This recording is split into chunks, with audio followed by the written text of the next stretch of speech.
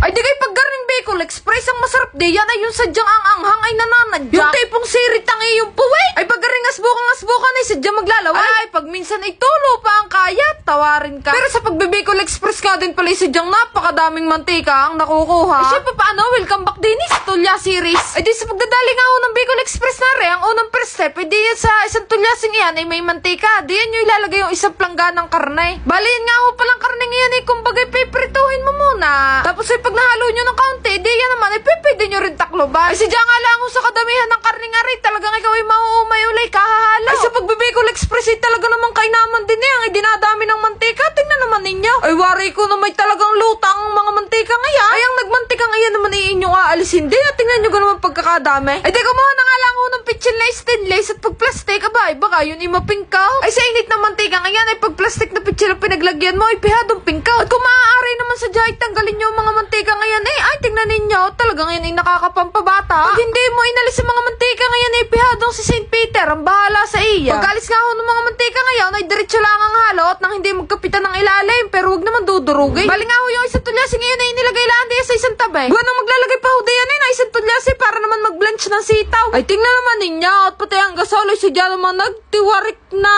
Akala nyo yung grades nyo lang ang nagtitiwarik, ay hindi, pati gasol ay nagtitiwarik din. Ay di bali nga ho yung tulyasing may tubig ay nilagyan lang ng asin at hintayin ho yung kumulo. Ay akala ko yung ubos na din yung mantikang inilalabas ng karne ngayon. Abay taykat, hindi pa pala. Tapos ay nung ang karne mag-brown-brown nga, ay di yan na ho initsa ng sibuyas at saka ho na ring bawang. Tsaka din nga ho pala bagong gayat na siling pula. Pag medyo napapasipag, ay sadyan dalawang maghahalo. Ay naman ha, ang kasunod naman dayo ay titimpla, ay di hari hong pates. Pag nabuhusan mo ng garning kadami, wari ko'y kaiging na. Ngayon may buburburan mo ng asin, bahala ka na kung gaano kadami. Wari ko ang gasol na rin sinasama na ng lasa, ihingalo na. Ngayon ay magdadagdag pa rin ho tayo ng sili de yan, pampalmuranas. Luluto-lutuin mo nga lang ang uli yan at hahaluin habang nag-aasbukang pa. Ngayon ay di nabulak na nga ho yung tubig doon sa kabilang tulyasi, ay di ilalagay na ho yung sandamakmak ng sitaw. At habang binablanch ng mabilis yung sitaw, ay di na naman ho, ilalagyan na ho niyang gata. Baka ho kayo magtaka kung bakit malapot ay ang gata malamig ho, kaya gayaw, naglapot na. Ay siguro ay napasuot sa rep at nang hindi mapanis, alam nyo namang ang gata ay isa ding sira ay wari ko'y kadamihan ng sitaw ay nawala ang bula. Ay tapaw, sang binablanch na aray. Yun na may mabilis lang di yan at ililipat din agad doon sa isang tulyasing may karne. At ayun, dinali na nga ng halaw. Ay sadya naman kay na mapagkakasarap ng Bicol Express pag sadyang manghang na manghang tapos si gayaan,